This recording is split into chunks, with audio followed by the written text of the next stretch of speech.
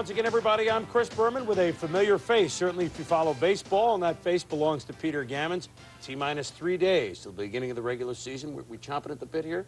Finally. Yes, yes. Few too many exhibition games. Bring it on. They're finally moving north, or at least partway, Peter. They played ball in front of a new face today. Oriole Park at Camden Yards made its debut as the Orioles emerged from Florida to play. A team that won't tread there ever unless it's in the World Series, the New York Mets. It brings to mind that trivia question. Who hit the first homer ever in the Houston Astrodome when that 8th wonder of the world opened up? Well, that famous National Leaguer, Mickey Mantle, naturally. The Yankees opened up the dome in an exhibition against the Astros. Who will be the answer to the Oriole Park at Camden Yards trivia questions in years to come? That's why we show you these. And there it is. The new Oriole Park at Camden Yards. Looks new, looks old, looks cold. 48 degrees. And the Orioles take the field in front of 31,000 plus. They decided to sell only about 2/3 of the seats for this game. And El Cid looked good early. Gets Cal Ripken Jr., gets his brother Billy Ripken. El Cid had a no-hitter for 5 1/3. The Mets led it 3-0. But in the 6th inning, you can't keep a good man down, and Rip rips one to left. Brady Bunch Anderson scores. The Mets lead it down to 3-2. Wally Whitehurst is in, facing Chris Hoyles. Ground ball, Dave Magadan, sticky wickets. Ripken scores. Luis Mercedes scores. The Orioles win it, 5-3. Yeah, it's only exhibition, but the footnote will be the Orioles won it 5-3. Mike Flanagan fittingly gets the win, and Eddie Murray, the longtime Oriole, fittingly drives in the first run with a sac fly in the first for the Mets. No homers in this game, so that trivia question will have to wait a few days to be answered. The Freeway Series, the Dodgers and the Angels. And look at the play made on the mound by Oriole, warming up for his second start in the second game. Luis Polonia robbing Todd Mercedes Benzinger. And even throws a pretty good ball. Well, he threw it so well that was it. Lights out. As the Angels and the Dodgers playing the first of 3 in their Freeway Series. Anaheim tonight. That's scoreless in the second inning. Earl Hershiser going up against Jim Abbott. So we'll keep you posted on that one. Cards and the Blue Jays in Dunedin. He began as a Blue Jay. He's back. Fettuccine Alfredo Griffin. But watch Craig Wilson. Hey, that's a nice catch in spring training, regular season, or what? Not as smooth for the Jays. Rich Gedman, the ground ball. Roberto, remember the Alomar to John Olerud, 4-3, E3. That's why they have spring training. But the play at the plate, and they get Bernard innocent until proven guilty at home in the 6th. Derek Bell, doink, the base hit. Kelly Gruber scores. The Jays, if you're keeping track, had lost 6 in a row down in Florida. They win it today over the Cardinals by a count of 4-2. Lone Star State battle. The Stros at the Rangers in Arlington. Mark Portugal pitching. Look at Dean Palmer. Gone. Now remember that spot, because a little later in the game, in the 5th inning, Juan Gonzalez says, I can do that, and I can put it right there. Lightning striking twice. Maybe not as high up as we thought, but Gonzalez and Palmer going deep, and as they play, the Rangers and Houston, that's now a final. 2-0. Texas wins the battle of the Lone Star State. The guy who pitched great in the second half last year, pitching well again for Texas, Jose Mother Guzman. Just a few days before the start of the season, teams are making their moves to cut their rosters down to 25. Now, some do it via the DL route, although Minnesota wishes they didn't have to make this one. Kent Hrbek, it was anticipated. His shoulder is still bothering him, and Hrbek has gone officially on the 15-day DL. Mike Piarillo with the ear problem, also on the 15-day DL. Willie Banks, a youngster with a lot of promise, but not as much this spring as some of the other ones Peter will tell you about. He goes down to AAA Portland. Juan Bell sent down to AAA by the Orioles. As for the Jays, Ken Fixer Repair Daly. He'll be fixed for 15 days. He's on the DL. Jays picked up Sean Hilligus on waivers from the Tribe. Julio Franco has a bursitis on his knee. The AL batting champion goes on the DL to start the season. He may have to sit 2 games or 2 days every week because of the knee, something to keep track of. They also picked up Al Watney Worry Newman. Did the Rangers and the Tigers signed former Cub reliever less Lancaster. I think, Peter, for every cut that's surprising, and there have been quite a few this spring, some for money, some for other reasons, there's also some surprising moves of players that stick. Well, really, Chris, we always look for the rookies who are big surprises, but we also look for where is Paul Mirabella going to end up every year. But there's some wonderful things. And this year, maybe the best one of all is seeing Goose Gossage come back and make it with the Oakland A's.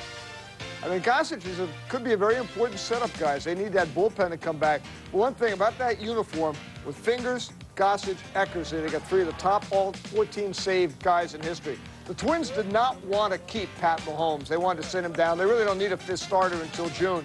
He was the best rookie pitcher in Florida this spring. They had to keep him, and this guy was right behind him. John Doherty, great sinker with the Tigers, and really important. I mean, their starters are not going to get them many innings. They need a middle guy to set up for Mike Henneman along with Les Lancaster. Very important. Some other ones. Peter Hoy, or Chips Ahoy, as his teammates call it. Yes. Great sinkers, a lot like Russell. Jose Mesa has finally put that 93-mile-an-hour fastball together and is throwing the ball over the plate. Ashby and Abbott have made the Phillies the starters. Very important to them. And Jonathan Hurst is a real sleeper. They stole him last year from Texas in the deal for Oil Can Boy. But we've got a real favorite here. Yes. I mean, the first cut in the Giants camp this year was Jim McNamara, the rookie catcher who was in his 6th year or 7th year of pro ball, backup catcher in Double-A. Well, they sent him down. And now, instead of being the Double-A backup, he's going to be the Giants' backup on opening day. Well, they figure that they wanted, as you know, they wanted Steve Decker, who was not going to start. Manwaring's going to start. Al Rosen wants Decker to play every day, so he goes to Triple-A. They felt that McNamara maybe defensively was equal to Steve Lake, and you're not looking for bat out of the third guy. You're looking for some good D. Lake is backing up in Triple-A, and Jim McNamara's band will be playing at Candlestick Park, at least for a couple of weeks. Still to come, it's Birds Night. We'll preview the Orioles, who have many young faces. And none of their faces are younger than their new ballpark, which you saw earlier. We'll take a tour. Then some things never change, like Junior, the O's, and more next. There's a way to virtually guarantee a safer suspension system. A way to eliminate pulling, shaking, and loss of control. It's the suspension technology of Midas. Diagnostic tools so advanced, they can pinpoint the problem. So you know your car's fixed absolutely right. And for a limited time, buy one Shocker strut, get the second for 50% off. For a safer suspension, nobody beats Midas. They say some people have more money than they know what to do with. I don't know those people. The ones I know want good value. Now at Subway, they can turn $1.49 into a 6-inch cold cut combo. It's the kind of sandwich your mother would make if she was foolish enough to bake her own bread and spend half the day chopping fresh vegetables. She still couldn't beat our low price. If time were money, her sandwich would cost around $100. The price of a good sandwich just got lower. $1.49 for a limited time at Subway. My wife sent me to Payless for some shoes. I didn't even know Payless had men's shoes. Well, right away I like the place because there's no salespeople breathing down your neck, and they got all the shoes out. So you don't have to keep saying, you got this in a 10, and you got this in a 10. For once, I get a pair of shoes I like with no hassle. You ought to call it painless. Hurry into Payless and find these men's shoes on sale starting at just $12.99. For shoe shopping that's painless, who'd have guessed Payless? Have you had your V8 today? Did you know that V8 juice has fewer calories than that orange and 100% of the daily allowance of vitamin C? Wow. And did you know that V8 is 100% vegetable juice, so it has no fat, unlike that low-fat milk? Wow. And did you know that V8 has more vitamin A than that serving of fresh broccoli? Wow. I gotta have a V8. V8 is a nutritious blend of 8 vegetable juices that taste terrific. Have you had your V8 today? Baseball Tonight is brought to you by Midas. For mufflers, brakes, and shocks, nobody beats Midas. Nobody. If you're keeping track of such things, as the Twins did last year when they had the best record in spring training and won it all, the Orioles at 17-10 with a couple of days to go, they got some games in Washington, D.C., have the best spring training record of everyone in the American League. The Baltimore Orioles are, frankly, a team that most true baseball fans love to root for. They play in a smaller city, a baseball town all the way, and their old park, Memorial Stadium, was as enjoyable a place to watch a game as there was. Now they play in new digs, which we'll have more on later in this edition of Baseball Tonight. And Peter thinks that the new park will be fun this season because the birds will be fun too. The Orioles long played in a twilight zone between unconditional devotion and the reality entertainment business. Memorial Stadium was a little neighborhood park where families were raised and players became institutions. But Memorial Stadium is now history, like Earl Weaver's tomato garden. They are now the Baltimore-Washington Beltway Orioles, playing in Orioles Todd Cruz Park at Camden Yards, the best modern ballpark. And even with a Hall of Fame MVP, as well as Cy Old and Cy Clone as links to their past, they are moving into a new era built on their traditional formula, pitching. When the Orioles signed Rick Sutcliffe, it was to do for Mike Mussina and Ben McDonald what Jack Morris did for Kevin Tapani and Scott Erickson, teach the children well. Lo and behold, Sutcliffe is throwing like it's 1984 all over again. As he takes the opening day assignment, he fronts what the Orioles believe is the American League East staff of the 90s. Mike Mussina is absolutely the real thing with his eye-popping fastball and knuckle curve, not to mention poise.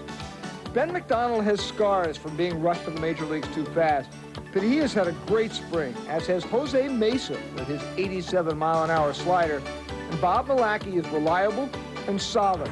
Remember, they started 1991 with Jeff Ballard, Dave Johnson, and Jeff Robinson in the rotation, which is how they had the worst starting pitching in baseball, 42 and 69, a 5.29 earned run average.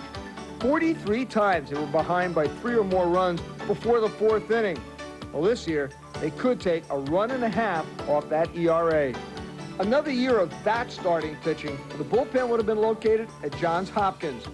They led the majors with 558 innings. The fact that they had a 345 earned run average saved a lot of embarrassment. Greg Olson, his mechanics smoothed out and confidence in his fastball restored, is the division's premier closer, even after what for him was a mediocre season. Mike Flanagan threw 94 innings and held lefties to a 181 average. Todd Forworth ate up right-handers, and Storm Davis is throwing as well as he ever has. Johnny Oates proved last year he can handle a bullpen. The Orioles should have plenty of thunder, especially in the new park, as they were the league's second-best slugging team away from Memorial Stadium. Cal Ripken is, well, Cal Ripken. He missed Robin Yount's shortstop extra base hit record by 1. Glenn Davis has virtually missed 2 years, but eventually will return to his power. Mike Devereaux is a triple-double man, and the Sam Horn, Randy Milligan DH platoon should equal last year's DH numbers of 34 homers and 105 RBIs. They're hoping Brady Anderson can give them a legitimate leadoff hitter, something they really need.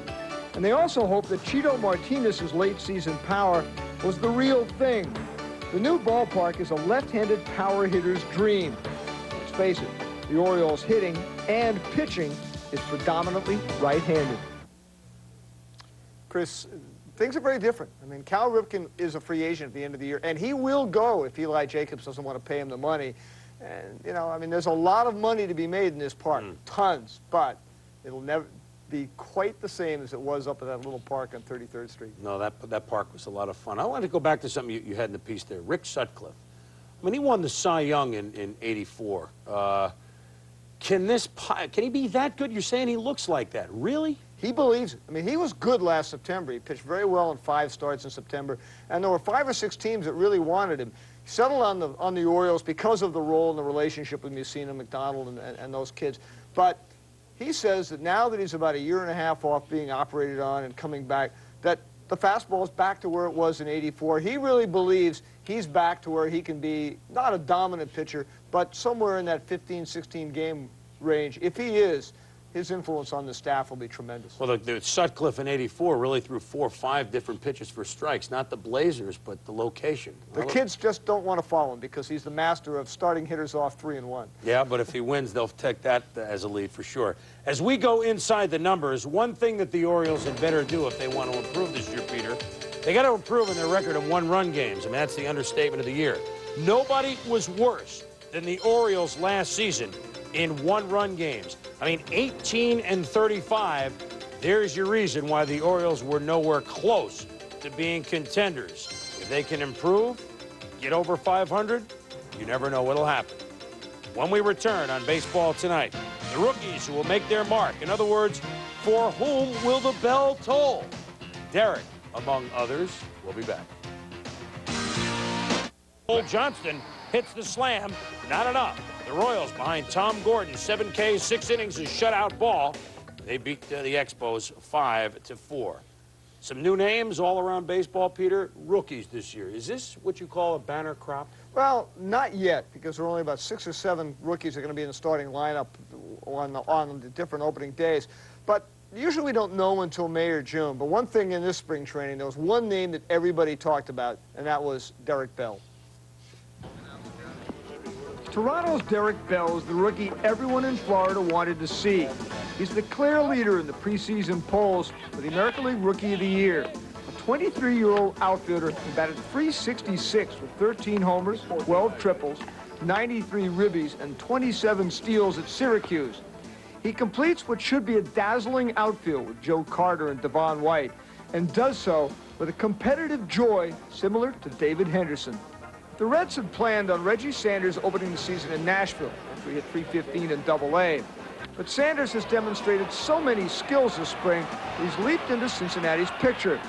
Sanders can platoon with either David Martinez or Paul O'Neill, and if anything happens to Billy Doran and Bip Roberts has to move into second base, the multi-talented Sanders can play left in Roberts' stead.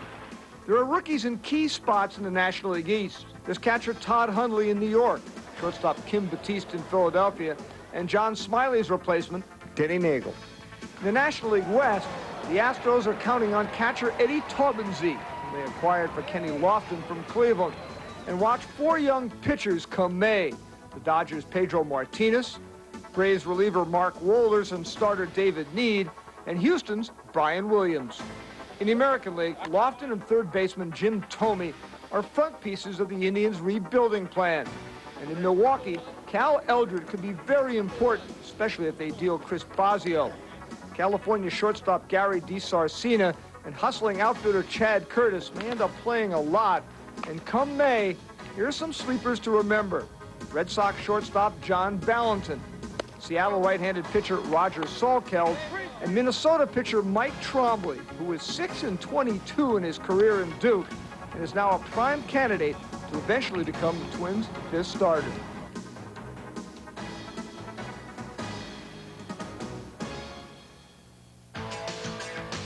You know, some other guys, Chris, probably the most interesting, left out of that piece, Royce Clayton with the Giants. That's because they really didn't want him to start the season in the big leagues. He had such a great spring, they couldn't send him down. He's going to be their opening day shortstop and a prime candidate for Rookie of the Year. And also, we mentioned Thome in that piece. He's not going to be able to start the season. He's got a wrist problem. He's going to be out the first 2 weeks of the season. And old friend Brooke Jacoby will be back opening as the third baseman for the Indians. Well, but what you say is that maybe in May and June this will be a big crop of rookies. That maybe, you know, only 6 or 7 guys will start right away, but we'll keep our eyes on them. Who will be the next non-block for the Minnesota Twins? Still to come, a tour of Camden Yards for one who should know. Frank Robinson will take us on a walk through the odd dimensions and the coziness that is Oriole Park. Stay with us. Babe Ruth's most famous hit was his called homer to center field in Game 3 of the 1932 World Series against the Chicago Cubs. This fact could win you a trip to the World Series or a fantasy baseball camp. For 99 cents, call to enter by answering a question based on the movie The Babe. Or send name, address, phone number, and the name of the last team the Babe played for to this address. See another trivia fact tomorrow on Baseball Tonight. And watch for The Babe, starring John Goodman, coming April 17th. For the best water softener salts, don't look for this bag. Look for this one. Diamond Crystal water softener salts now come in bold new packages that are... The fact that the ballpark is new. Oriole Park at Camden Yards is a throwback to another era, a kind of a back to the future.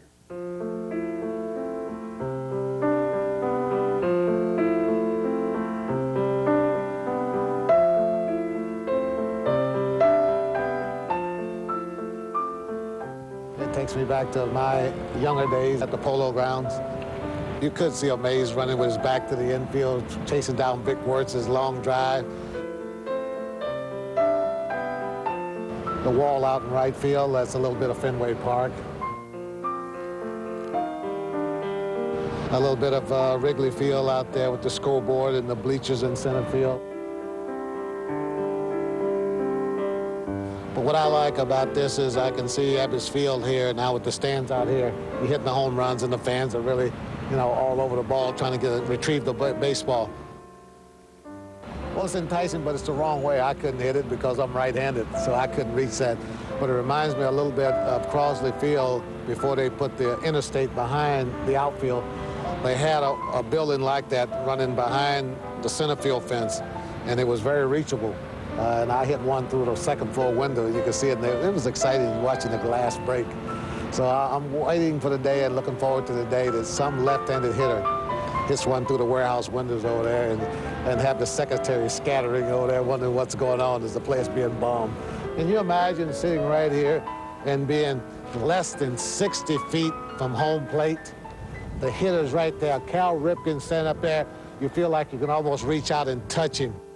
The one thing about it, all the newness of this ballpark and everything is new here, except maybe the right field foul pole, but home plate came from Memorial Stadium. This is the one that was left there, and I just have a lot of memories about this. The first run I scored, I stepped on home plate in April when we was playing the Cleveland Indians.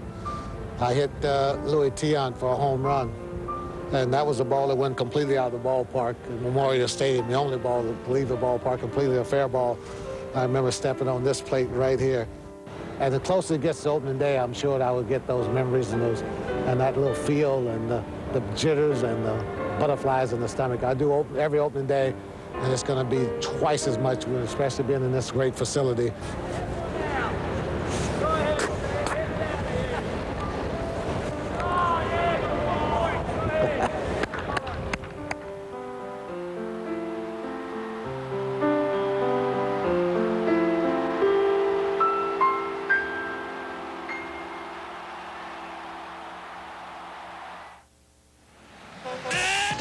Other games today, Tim Belcher went 4-0 this spring as the Reds won. The Tribe and Palehose doing that up in Oklahoma City.